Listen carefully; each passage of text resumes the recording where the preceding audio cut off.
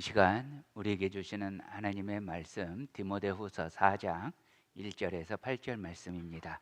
우리 다 함께 한 목소리로 받들어 읽도록 하겠습니다. 디모데후서 4장 1절에서 8절 말씀입니다. 함께 읽습니다.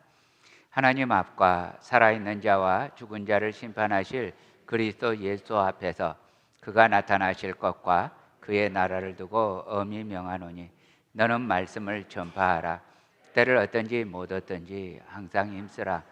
범사의 오래 참음과 가르침으로 경책하며 경계하며 권하라. 때가 이르리니 사람이 바른 교훈을 받지 아니하며 귀가 가려워서 자기의 사욕을 따를 스승을 많이 두고 또 그 길을 진리에서 돌이켜 허탄한 이야기를 따르리라. 그러나 너는 모든 일에 신중하여 고난을 받으며 전도자의 일을 하며 내 직무를 다하라. 현재와 같이 내가 벌써 부어지고 나의 떠날 시각이 가까웠도다. 나는 선한 싸움을 싸우고 나의 달려갈 길을 마치고 믿음을 지켰으니 이제 후로는 나를 위하여 의의 면류관이 예비되었으므로 주 곧 의로우신 재판장이 그날에 내게 주실 것이며 내게만 아니라 주의 나타나심을 사모하는 모든 자에게 도니라. 아멘. 조금 철진한 이야기를 하겠습니다. 2003년에 다빈치 코드라고 하는 소설이 출간됩니다. 다 아시죠? 기억하시죠? 그때 전 세계가 난리가 납니다. 이런 예언이 있다는 겁니다. 근데 그 책은 소설입니다. 미스터리 소설인데 마치 사실인 것처럼 전 세계가 다빈치 코드라고 난리가 났죠. 그 다음에 2012년에는 명함만한 조그마한 파피루스 조각 고대 문서가 발견됩니다. 그 안에 내용에는 예수님의 아내에 대한 언급이 있었습니다. 또 전 세계가 난리가 납니다. 예수님에게 아내가 있었다고. 근데 결국은 위조로 결론 내려집니다. 문제는 이런 말도 안 되는 것들에 안 믿는 사람도 엄청나게 관심을 가지고요. 또 기독교인들도 크게 관심을 가지고 주목해서 보았습니다. 성경에 비추어 보면 명백하게 사실이 아니고 심지어 그냥 재미로 지어낸 소설 같은 것에도 진리가 흔들리고 믿음이 흔들리는 경우를 보게 됩니다. 사람들이 평상시에는요, 기독교 진리에 대해서 전혀 관심을 가지고 있지 않는 것처럼 보입니다. 그런데 이런 기독교 이설이 등장하면 마치 진짜 진리가 등장하는 것처럼 벌떼처럼 사람들이 몰려들고 주목해서 봅니다. 진리에는 귀 기울이려고 하지 않고 거짓 이설에는 크게 관심을 갖는 이상한 현상, 얼마나 사람들의 마음이 죄악되고 완악한지를 보여주는 해프닝이라고 하겠습니다. 오늘 본문에서 사도 바울은 이제 자신이 곧 죽음을 당할 것이라는 사실을 밝힙니다. 그러면서 드디어 사도 바울은 이 디모데후서의 기록 목적인 자기의 유언 같은 말을 제자 디모데에게 전합니다. 첫 번째입니다. 바울은 제자에게 목숨보다 강한 명령을 내립니다. 1절입니다. 하나님 앞과 살아있는 자와 죽은 자를 심판하실 그리스도 예수 앞에서 그가 나타나실 것과 그의 나라를 두고 엄히 명하노니. 자, 바울은 제자 디모데에게 말하는데요, 그냥 말이 아니고 엄히 명령한다고요. 그냥 명령이 아니고 엄히 명령을, 굉장히 강력한 표현이죠. 그런데 이 표현으로도 부족해서 바울은 더 강력하게 문구를 보탭니다. 하나님 앞에서, 그리스도 예수 앞에서 그가 나타나실 것과 그의 나라를 두고서 엄히 명한다, 이렇게 말합니다. 여러분 질문합니다. 바울은 살아계신 하나님을 믿었을까요? 무슨 뚱딴지 같은 질문이냐고 생각하시잖아요. 믿었어요? 당연히 믿었죠. 바울은 하나님이 살아계심을 확실하게 믿었어요. 근데 믿은 데서 그치지 않고 확실하게 경험도 했어요. 사도 바울은 예수님이 그리스도이시고 하나님의 아들이라는 것을 확실하게 경험도 했어요. 바울에게 하나님과 예수 그리스도는 이 세상의 그 어떤 것보다, 심지어는 자기 자신의 존재보다도 더 확실한 거였어요. 그 살아계시는 하나님 앞에서, 그 살아계시는 그리스도 예수 앞에서 지금 제자에게 엄숙하게 강력하게 명령하고 있는 것입니다. 오늘날 우리들도 신앙 고백합니다. 또 어떤 분이 저희 교회에서 질문도 해요. 왜 우리 교회는 이렇게 예배 드릴 때 신앙 고백을 안 하느냐고 질문을 합니다. 근데 우리가 이 낮 예배, 주일 낮 예배에서는 신앙 고백 안 하지만 사실은 주일 빼고 날마다 해요. 새벽 기도 때마다, 그리고 수요 기도에, 이런 모임에서는 날마다 신앙 고백을 하고 있습니다. 그런데 여기서 신앙 고백 안 하는 것은 제 개인적인 경험이 있어서 그래요. 제가 원래 예수님을 안 믿었잖아요. 어느 날 친구가 하도 사정을 해서 교회를 갔는데, 교회 가서 앉자마자 사람들이 모르는 말을 눈 감고 하기 시작하는 거예요. 눈을 뜰 수도 없고 감을 수도 없고 눈치를 보는데 어디서 끝나는지도 모르겠고, 이게 신앙 고백이에요, 나중에 보니까. 그래서 뭐 찬송가 같은 경우는 책을 보고 하니까 뭐 몰라도 대충 웅얼웅얼 하는데, 이 신앙 고백 시간에는 도망가고 싶은 거예요. 그런데 도망도 못 가겠고 그 자리에서 그 불편한 자리에 있었던 제 개인적인 경험이 있어요. 그래서 혹시 예수님 안 믿는 사람이 우리 교회에 와가지고 이 신앙 고백 시간에 어떻게 할 줄을 모르고 그럴까 봐, 그래서 안 하지만 안 한다고 해서 안 믿는 게 아니죠. 우리는 신앙을 고백하는 사람들입니다. 그런데요, 이 신앙 고백 중에 이런 내용이 있습니다. 저리로서 산 자와 죽은 자를 심판하러 오시리라. 여러분 믿습니까? 여러분 신앙 고백을 하는데 생각은 안드로메다에다 보내놓고 입만 고백하고 계시면 안 돼요. 신앙을 고백하는 거예요. 다시 말하면 산 자와 죽은 자를 심판하러 오시리라. 내가 입술이 그렇게 웅얼웅얼 하고 있는 동안 내 마음의 진짜 고백이어야 돼요. 여러분 신앙 고백 그냥 외우지 마시고 그냥 입만 하지 마시고 마음이 실리도록 애를 쓰셔야 돼요. 집회마다 신앙 고백할 때마다, 또 주기도 할 때마다 사실 생각을 딴 데로 보내도 워낙에 많이 해서 너무 익숙해서 자동으로 나와요. 그런데 자동으로 나오지 않도록 내가 그걸 마음으로, 입에서만 여기서 입으로 가버리지 않고 마음으로 들어가서 입으로 나올 수 있게끔 신경을 집중해야 돼요. 아무튼 산 자와 죽은 자를 심판하러 오시리라. 이것은 우리에게 강력한 믿음이어야 합니다. 코람데오, 살아계시는 하나님 앞에서, 산 자와 죽은 자를 심판하러 오실 그리스도 예수 앞에서 바울은 지금 제자에게 그리스도가 다시 오심을 바울이 믿어요? 확실히 믿어요. 그죠? 그 주님의 다시 오심을 걸어요. 그리고 확실한 하나님의 나라를 걸어요. 여러분 바울의 생명이 더 중요해요? 주님의 다시 오심이 더 중요해요? 다시 오심이. 바울의 생명이 더 중요해요? 하나님의 나라가 더 중요해요? 여러분 우리들이 군대 갔다 오신 남자분 손 드세요.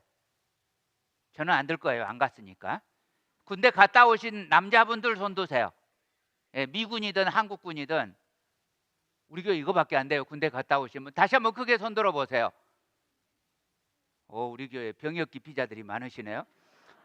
예, 예, 예. 하나님의 아들들은 군대 안 가죠. 예, 예. 저도 군대를 안 갔습니다만 그래도 할 말이 별로 없는데, 여러분 군대 누구를 위해서 가요? 자기를 위해서 가요? 누구를 위해서 가요? 나라를 위해서. 그러면 군대 가는 순간 자기 목숨 어디다 둬요? 나라에다 둬요. 나라에서 명령하면 여러분 죽을 길이어도 돌격 앞으로 하면, 이 돌격 앞으로 하면 총에 맞아 죽어요. 나가요, 안 나가요? 나가요. 그거 하느라고 전쟁 안 하는 기간 동안 내내 훈련만 하고 있어요. 훈련해서 전쟁이 일어나면 죽는 길이라도 나가겠다는 거예요. 그러면 여러분, 나라가 중요해요, 내가 중요해요?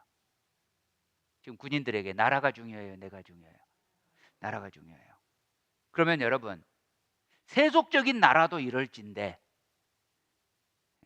뭐 애국심 갖지 말자는 이야기가 아니라 세속적인 나라도 내 목숨을 바치는데, 하물며 하나님의 나라면 내 목숨보다 정말 비교할 수 없게 소중한 거예요.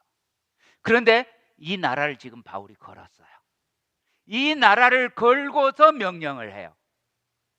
주님의 다시 오심을 걸고 하나님의 나라를 걸고 강력하게 제자에게 지금 명령을 하고 있는데, 그 명령이 뭐예요? 2절 우리 함께 읽겠습니다. 시작. 너는 말씀을 전파하라. 때를 어떤지 못 어떤지 항상 힘쓰라. 범사의 오래 참음과 가르침으로 경책하며 경계하며 권하라. 자, 명령이 뭐예요? 너는 말씀을 전파하라. 여러분, 여기서 말씀은 뭡니까? 이거는 답을 잘 모르겠으면 예수 그리스도 하면 90점은 먹고 들어간다고 했어요. 예수님 혹은 복음입니다. 우리가 아직 죄인이었을 때 말씀이 육신이 되어 종의 모습으로 우리 가운데 임하셨습니다. 우리가 아직 죄인 되었을 때 어마어마하신 하나님의 아들이 나 같은 쓸모없는 것, 심판받아 마땅할 것, 죽어 마땅할 것, 나를 위해서 죽기까지 복종하시고 십자가에 달리셨습니다. 우리의 죄로 사망이 왕노릇하고 있을 때 그리스도께서 부활하심으로 사망의 권세를 깨뜨렸습니다. 그로 말미암아 우리도 사망의 권세를 깨뜨리고 영원히 주님과 함께 왕노릇하게 되었습니다. 그래서 우리는 예수 그리스도를 믿는 은혜 안에서 죽어도 죽지 않고, 옛날에 정몽주 선생은 이 몸이 죽고 죽어 100번 고쳐 죽어 했는데, 그래 놓고 한 번밖에 안 죽었어요. 우리는 100번 죽여도 살아요. 믿습니까? 죽어도 죽지 않고 다시 살아 영원히 하나님 나라에서, 하나님 성전에서, 하나님 앞에서 하나님과 함께 살 거예요. 이것이 우리의 간증이고 우리의 믿음이고 우리의 소망이에요. 바로 이 말씀, 바로 이 복음을 전파하라는 거예요. 근데 그냥 전파하는 게 아니에요. 모든 사람들 앞에서 담대하게 선포하라는 거예요. 사랑하는 형제자매 여러분, 예수님은 하나님의 아들이십니다. 누구든지 예수님을 믿는 자는 죄 용서를 얻고, 그 죄가 어떤 죄든지 용서를 얻고 영원히 구원을 얻습니다. 예수님 외에는 어떤 길도 없습니다. 오직 예수님만이 길이요 진리요 생명이십니다. 우리가 전파해야 할 복음이 이것입니다. 이 복음을, 이 말씀을 사람들 앞에서 담대하게 선포하라는 것입니다. 근데요, 어떻게 선포해요? 첫 번째 보면 때를 얻든지 못 얻든지 항상 힘쓰라는 거예요. 여러분 여기서 때를 얻든지 못 얻든지 이 말은요, 내가 말씀을 전하고 싶든지 전하기 싫든지 이런 말이에요. 그리고 내 생각에 카이로스, 주님의 시간, 내가 복음을 전하면 저 사람이 받아들였으면 이건 주님의 시간이에요. 안 받아들이고 여전히 생고금하면 주님의 시간이 아니에요. 그런데 내가 주님의 시간이라고 생각되든지 그렇지 않든지 전하라는 거예요.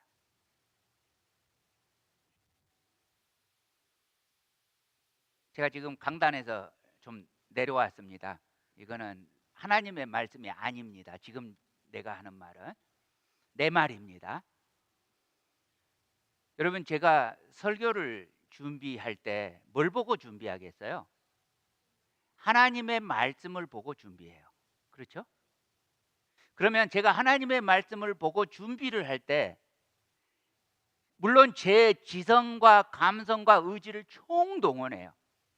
그리고 보통 이렇게 말씀을 딱 준비하면, 저 같은 경우는 말씀을 준비하고 보통 주초에 초를 잡아요.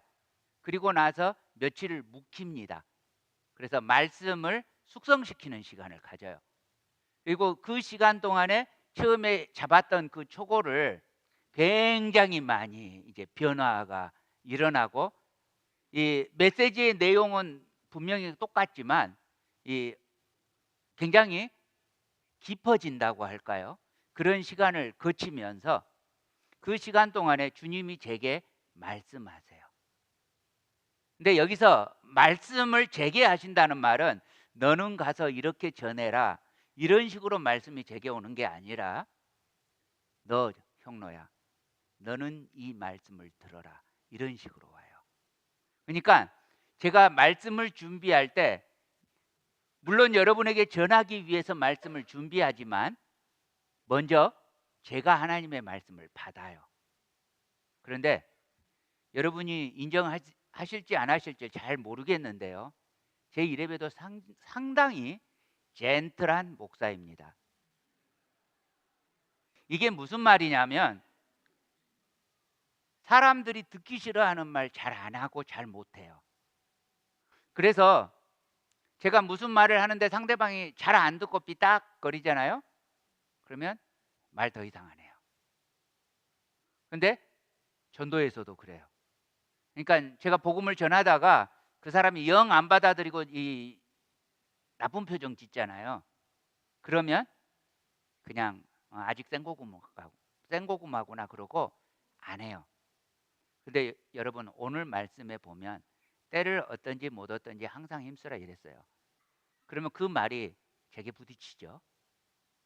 그러면 제가 이 말씀을 받고 설교를 준비할 때 죄책감이 들까요, 안 들까요? 들어요. 왜 들어요? 말씀대로 안 살고 있으니까. 몇 년 전에 어떤 우리 교인이 교회를 다른 교회에서 옮겨오셨어요. 그래서 왜 옮겨오셨느냐고 여쭤봤더니 목사님께 시험이 들었대요. 강단에서 선포하시는 말씀과 그 목사님의 삶이 달랐대요. 그래서 시험에 드셔서 교회를 옮기셨노라고 해서 제가 바로 그 자리에서 나도 그런데요 라고 이야기했어요.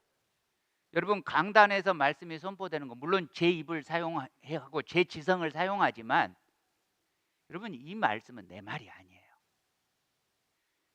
어쩔 때는 저도 전하기 싫어요. 어쩔 때는 굉장히 위축돼요.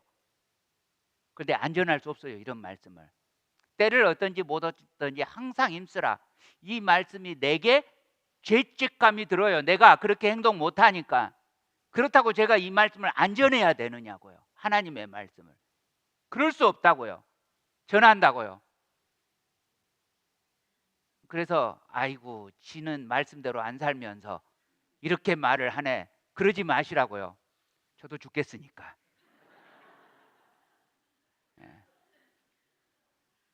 그런데 이거 왜 하는 거예요? 나도 순종해야 되고 여러분도 순종해야 된다고요. 그래서 가끔 제가 이렇게 언행일치가 안 되는 이유는 이게 내 언이 아니고 하나님의 언이기 때문에 신언이라고 말하죠.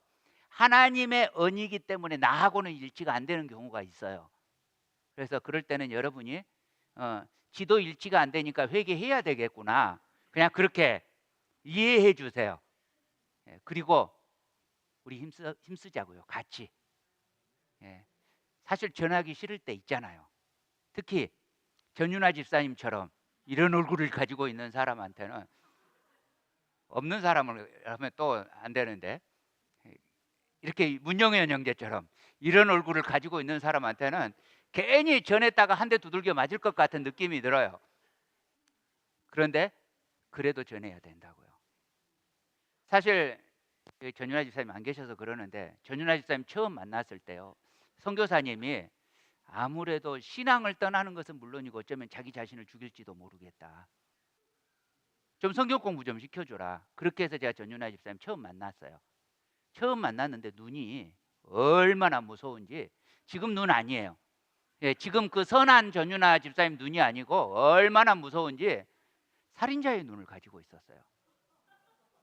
예, 분노가 가득해가지고 이 사람들에 대해서, 세상에 대해서, 심지어 교회에 대해서 분노가 얼마나 가득한지 세상에서 만나면 정말 말도 못 걸겠어요. 그런데 성경 공부한다고 내가 앉아 있는데 그분이 오셨으니까 이제 꼼짝 못하고 성경 공부를 하는데, 하면서도 무서운 거예요. 그런데 이런 분이 변화될까 싶은데 변화되시는 거예요. 하나님이 계속 일하시는 거예요. 그래서 내가 하고 싶던 하기 싫던 복음은 전해져야 된다고요. 옆 사람에게 말하세요. 때를 어떤지 못 어떤지 전하겠습니다. 내가 하기 싫다고 안 하는 일 없겠습니다. 예, 우리 함께 결단하십시다. 저도 같이 결단하는 거예요. 자, 두 번째요. 오래 참음과 가르침으로 전하라. 여러분, 때를 어떤지 못 어떤지 전한다고 해서요, 뭐 예수천당 불신지옥식으로 무대뽀로 안 듣고 막 인상 막 찌푸리고 있는데 뒤를 가면서 예수천당, 옛날에 최곤능 목사님처럼 그렇게 막, 그때는 그렇게 통했는데 그렇게 막 하지 말라고요. 오래 참음이라는 말은 이 사람이 안 들어요. 안 듣는다고 포기하지 말라고요. 그 자리에서는 당장 물러날 수 있어요. 그러나 또 계속하는 거예요. 계속. 예, 싫은 소리 하면 그때는 물러나요. 그런데 그 다음날 또 말하라는 거예요. 예, 저희 이모가 틈만 나면 복음을 전하는데 식구들한테도 그래요. 근데 예수 믿고 목사인 내가 들어도 듣기 싫을 지경이었어요. 하도 하니까, 자식들에게. 그런데 이종 사촌 형이 얼마나 듣기 싫고 이렇게 그 어머니가 그렇게 말을 하면 톡톡 쏴요. 그러면 다시 침울해져 가지고 조용히 계셔요. 근데 다음번에 만나면 또 그래요. 야, 참 지독하게 한다, 이렇게 생각했거든요. 근데 그렇게 완악하던 형이 지금 안수 집사님이에요. 그리고 저희 이모의 가장 강력한 동역자예요. 어디를 집회를 가자 그러면 서울에서 포항까지도 차를 운전하면서 같이 찬송을 부르면서 가는 모습을 보면서 이게 절대로 포기하면 안 되는 일이구나, 이걸 배웠습니다. 자, 오래 참으라는 거예요. 그런데요, 오래 참고 그렇게 한다고 해서 무대뽀로 하는 게 아니라 가르침으로. 가르친다는 말이 무슨 말이에요? 이해되게끔, 설득되게끔 그렇게 하라고요. 여기서 지혜가 굉장히 필요합니다. 그래서 안 받아들이고 거부하는 사람에게 어떻게든 그 사람이 안 받아들일 망정 그 속으로 그래도 옳은 소리는 하네, 이렇게만 되면 그 사람 언젠가는 따먹게 되거든요. 그렇게 잘 들리게끔 가르치라고요. 그 다음 세 번째요. 경책하며 경계하며 권하라. 여기서 경책한다는 말은요, 경책한다는 말은 굉장히 중요한 예화 하나를 빼먹고 갔네요. 아무튼 이따가 하기로 하고,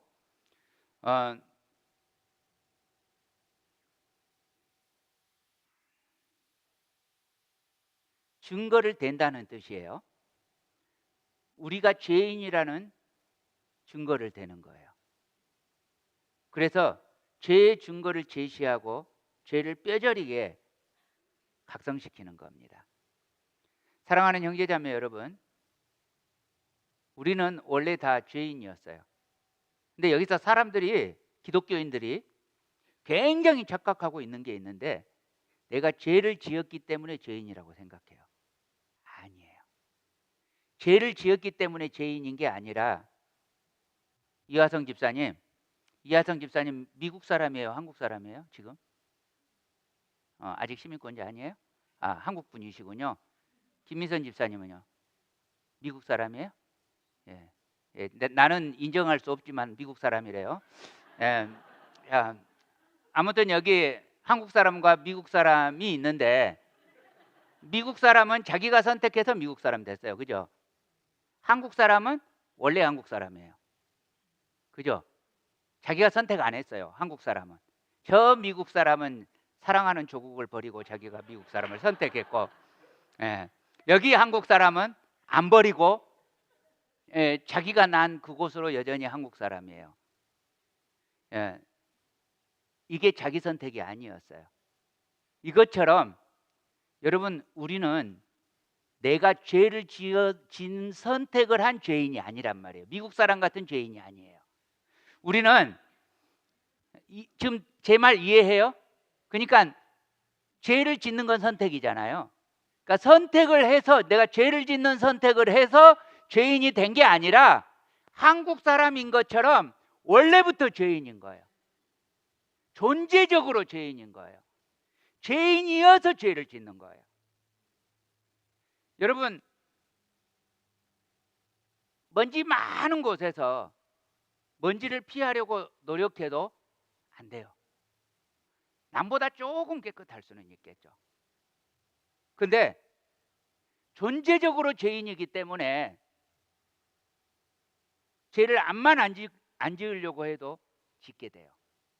물론 겁이 나서 어떤 이유로든지 사랑이 아니라 살인을 하거나 도둑질을 하거나 뭐 사기를 하거나 이 정도 수준은 아니지만 미워하고, 당연히 하나님께 영광 돌리는 삶을 살아야 되는데 하나님께 영광 돌리기보다는 나 자신, 내 만족, 내 기쁨, 내 자존심, 이거 위해서 살아요. 여러분, 은혜를 모르면 나쁜 놈이죠. 그렇다면 우리는 나쁜 놈이에요. 나를 지으신 분에 대해서 무정하면 나쁜 놈이죠. 그러면 우리는 나쁜 놈이에요. 존재적이란 말이에요, 이게. 그러니까 이 병든 자를 위해서 살아가는, 심지어 지금조차도 복음을 받았다고 하는 지금조차도 금세 순간마다 주님을 위해서 죽겠습니다 고백해놓고도 순간마다 주님보다 자기 만족을 추구하는 존재적으로 죄인인 거예요. 이걸 드러내라고요. 이 증거를 드러내라고요. 그래서 죄인이라고. 그런데 죄인한테 당신 죄인입니다 그러면 기분 나빠하잖아요. 그러니까 내가 이런 죄인이었습니다부터 먼저 말하면 돼요. 그래, 지도 죄인이라니까. 그래, 뭐 같이 죄인이라 그러면 또 사람이 기분 안 나빠해요. 그렇잖아요. 나부터서 죄인이었잖아요. 용서받았잖아요. 그러니까 당신도 용서받을 수 있습니다. 우리 이렇게 말하는 거예요. 그래서 경계해요. 이 죄에서 회개하지 않으면 당신 영원히 멸망이에요. 꾸짖어요. 그대로 살면 안 돼요. 여러분, 죽는 길을 가는데, 그 사람이 죽는 길을 가는데 그리 가면 죽는다니까요. 그런데 이 사람이 말을 안 들어요. 그러면 어떻게 하겠어요? 그래요, 그냥 가서 죽으세요. 이렇게 하겠어요? 죽으러 가는 그 사람을, 죽는 길을 모르고 가는 그 사람을 바지가랑이를 붙잡고 가면 안 된다고. 그러면 놔! 놔! 놔! 그래도 안 된다니까요 하고 두들겨 맞으면서도 죽으니까 끌고 오면 도대체 왜 그러는 거야? 근데 나중에 봤더니 이게 사는 길이었단 말이에요. 근데 그때는 몰라요. 이 사람을 경계하면서 끄집어 내는 거예요. 우리 그렇게 전도해야 된다고요. 여러분, 사람이 우리 사랑해야 되잖아요. 예수 믿는 사람들은 사랑해야 돼요. 근데 사랑 중에 가장 최고봉의 사랑이 바로 복음을 전하는 거예요. 왜? 죽는 길에서 끄집어내는 거잖아요. 이 사랑을 우리가 전해야 돼요. 제가 이렇게 원고를 떠나서 마음대로 설교하면 저 안에서 통역하는 사람들은 엄청 고생을 할 텐데 죄송합니다. 예. 아무튼 우리는 꾸짖고 죄에 대한 증거를 들이대지만 이게 비판하는 마음, 정죄하는 마음이 아니라 이게 뭐예요? 나 같은 죄인이 살아났으니까 당신도 살아야 됩니다. 사랑하는 마음으로 경책하고 경계한다고요. 아까 빼먹은 예화 끄집어 와서 할게요. 때를 어떤지 못 어떤지 항상 힘쓰라. 한 위대한 전도인을 소개하려고 합니다. 여러분, 타이타닉 아시죠?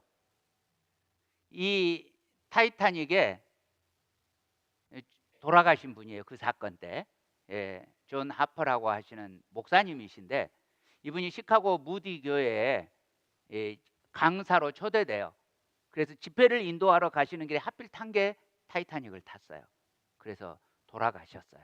그 사건으로 돌아가셨는데 그로부터 이 타이타닉호 사건이 일어나고 4년이 지났는데 캐나다 온타리오 주에 해밀턴이라고 하는 작은 도시가 있어요.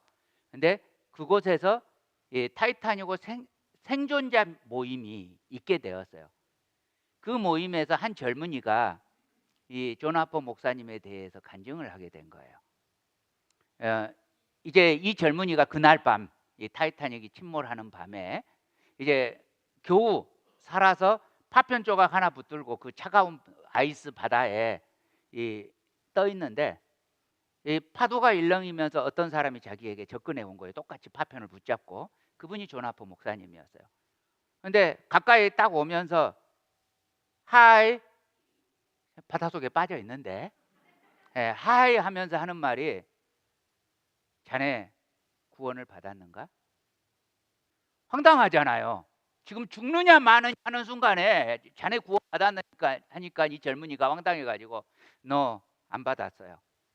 그런데 다시 바다에 휩쓸려서 이 목사님 떠나가면서 뒤쪽에서 예수 그리스도를 믿게, 그러면 구원을 받을 수 있네, 그러면서 떠나가는 거예요. 그러다가 다시 또 물결이 몰려오면서 이 목사님 또 다시 이렇게 가까이 오면서 이제는 구원 받았는가? 라고 묻는 거예요. 그 사이에.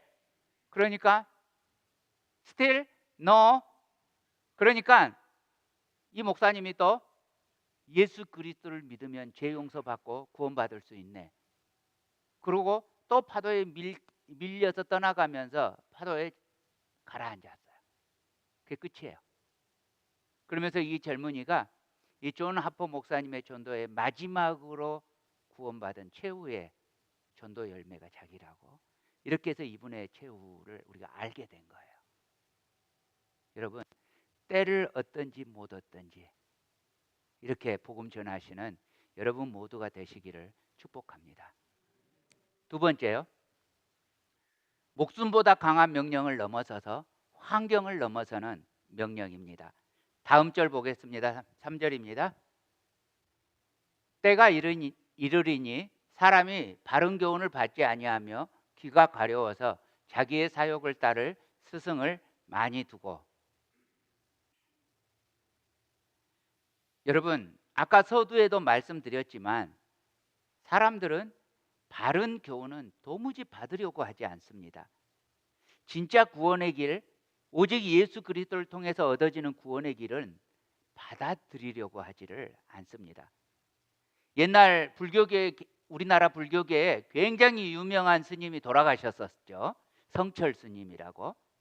그분이 돌아가시기 전에 성불을 위해서, 성불, 불교 용어로는 성불이고 우리 기독교 용어로는 구원입니다. 무려 8년 동안 눕지도 않고 좌불아 앉아서 8년을 하루에 한 끼만 먹으면서 지냈습니다.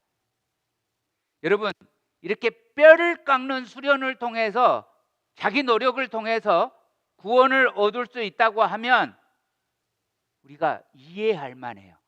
솔깃해요.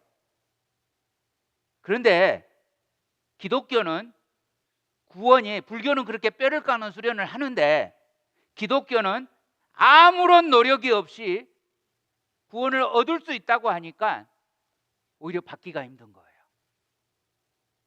근데 여러분, 암만 노력해도 안 되니까 그러는 거예요.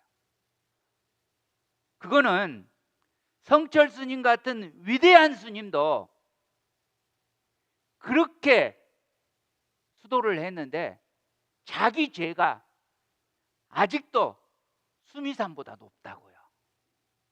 그렇게 수련을 했는데 죄가 없어지기는커녕 죄가 여전히 남아서 번뇌만 쌓인다고요. 그게 마지막 버버였잖아요.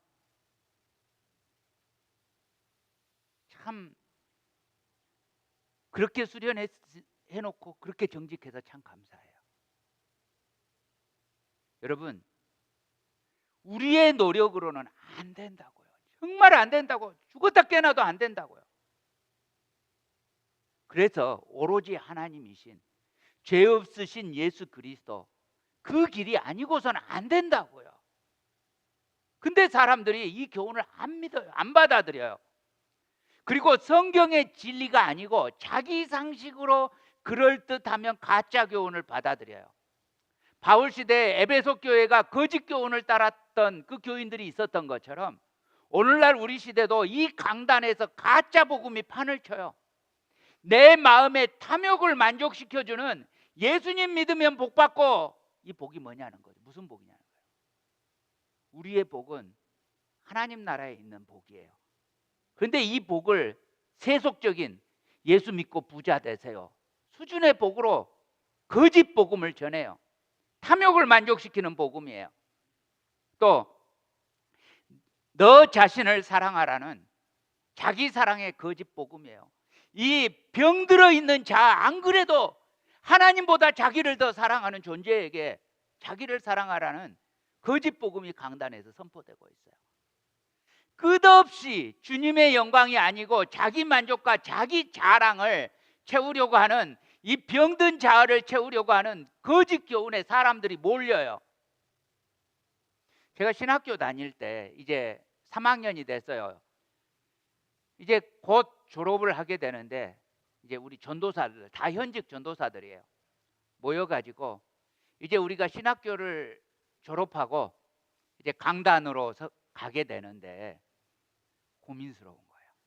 그래서 우리끼리 많은 이야기를 했는데 그 고민이 뭐였냐면, 강단에서 사람들이 순 복음은 듣기 싫어한다는 거예요. 당신들 죄인들입니다. 죄를 회개하지 않으면 구원받을 수 없습니다. 오직 그 죄를 고백하고 예수 그리스도를 의지하지 않으면 구원받을 수 없습니다. 이게 복음이잖아요. 근데 사람들은 이 복음을 듣고 싶어 하는 게 아니라 예수님 믿으면 위로를 얻습니다. 예수님 믿으면 복을 얻습니다. 예수님 믿으면 온갖 문제가 해결됩니다.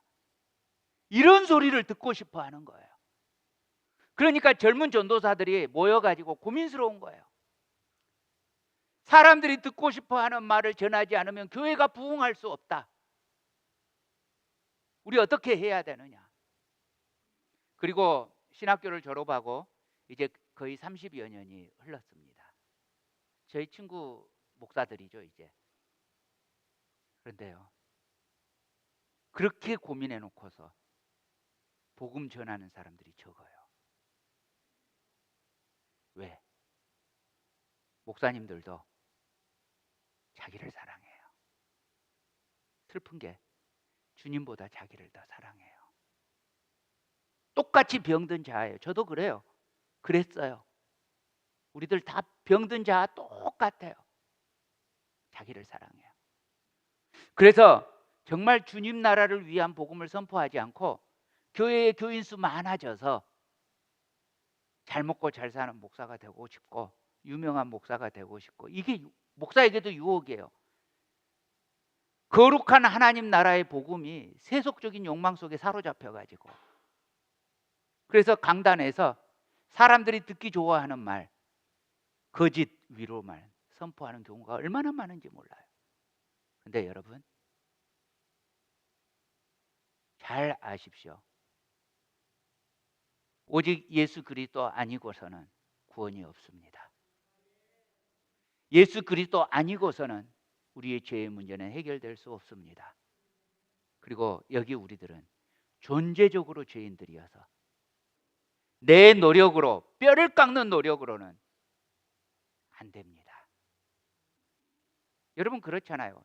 정말 은혜스러운 설교를 듣고 오늘부터 나 죄 안 짓고 정말 주님을 위해서 살겠습니다 해놓고 나가면서 와이프한테 바로 야 하고 소리 지르는 그런 모습들이 있잖아요.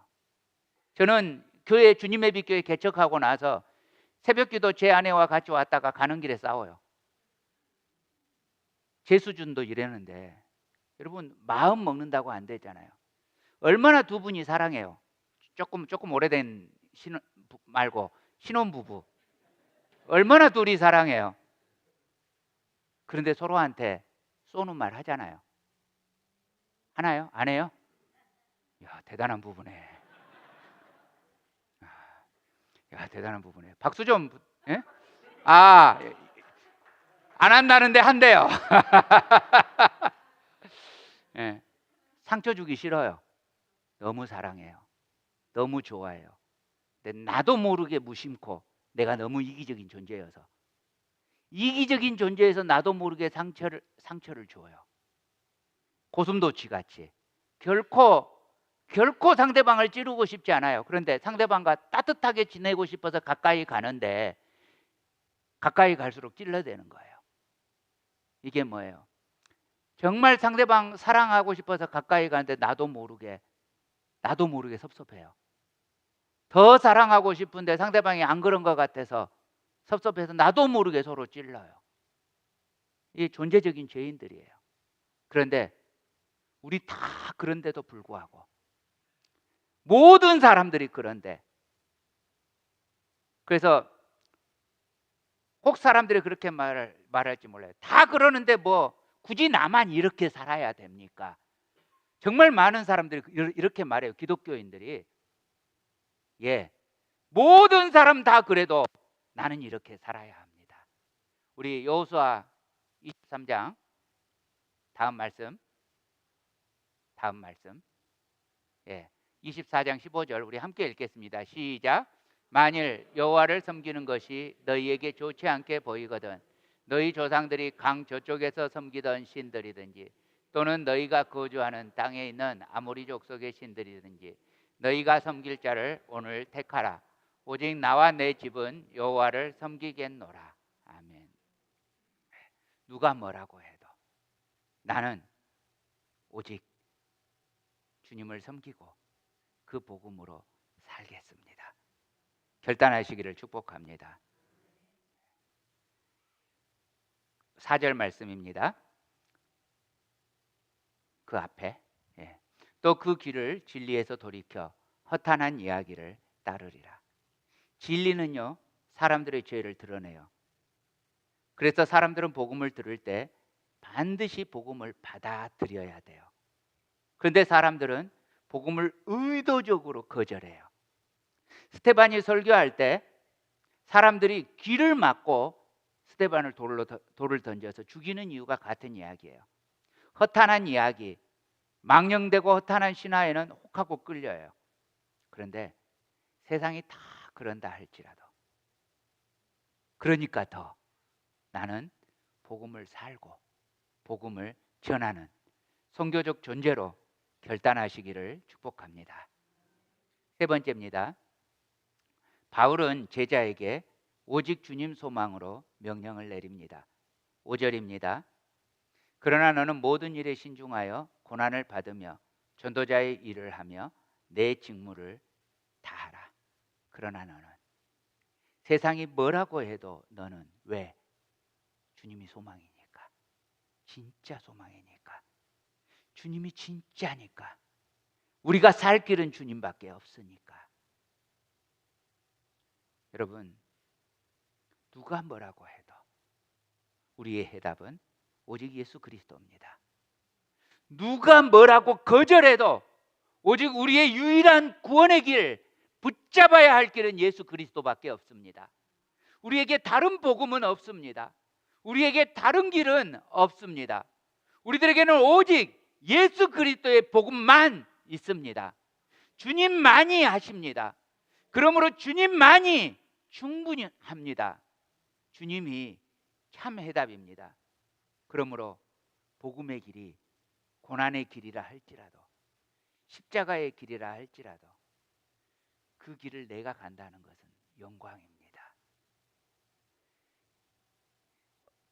어떤 교인이 제게 북한에 가서 이렇게 가는 것만으로도 대단하시다고, 용기가 대단하시다고 이렇게 말해요. 아니에요. 저도 무서워요. 저도 북한 들어갈 때마다 과연 돌아올 수 있을까 겁나요. 그래서 우리 당회원들에게 갈 때마다 농담에 실어가지고 혹 내가 못 돌아오면, 혹시 내가 거기서 붙잡혔다는 소식을 들으면 바로 청빙위원회 구성하시라고 이렇게 농담하고 떠나고는 했어요. 근데 여러분, 이곳은요 복음 전하는 사람 많아요. 그리고 자기들이 거절했으면 거절했지 복음 들어봤어요. 근데 북한에 있는 사람들은요 복음이 뭔지 전혀 몰라요. 복음을 안 들어본 사람들로 수두룩해요. 그런데 나도 복음 말하면 잡혀요. 그래서 말도 못하면서 그곳에서 선교적 존재로 예배하면서 기도하면서 복음 전할 기회를 타려고 하고 있어요. 제가 북한에 들어가서 산다면 이 이유밖에 없어요. 여러분, 어떤 분이 제게 물어요. 혹시 당신 공산주의자 아니냐고, 좌익 아니냐고. 어떻게 그 수준에다가 갖다 놓습니까? 여러분, 복음의 반대말은 공산주의가 아닙니다. 분명히 아세요. 복음의 반대말은 공산주의가 아니라 복음의 반대말은 인본주의입니다. 인본주의의 가장 최고봉은 자본주의입니다. 자본주의의 이단이 공산주의입니다. 그러니까 자본주의의 반동이 공산주의예요. 그러니까 자본주의와 공산주의는 서로 반대말이에요. 그런데 둘 다 인본주의예요.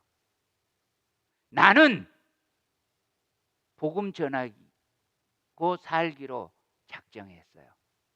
자본주의도 아니고 공산주의도 아니고. 여러분도 자본주의, 공산주의가 문제가 아니라 오직 복음으로 사셔야 할 선교적 존재가 되시기를 축복합니다. 우리에게 소망은 세상에 있지 않습니다. 세상의 위정자가 오른쪽이니 왼쪽이니 그 누구에게도 소망 없습니다. 우리에게 소망은 주님밖에 없습니다. 우리에게 소망은 복음밖에 없습니다. 이것은 우리가 붙잡아야 할 확실한 소망입니다. 그래서 내가 이 복음을 붙잡고 이 복음을 전해야 합니다. 사랑하는 형제자매 여러분, 오직 복음으로 사시고 복음을 전하는 선교적 존재, 전도인의 직무를 다하시기를 우리 주님 이름으로 축복합니다.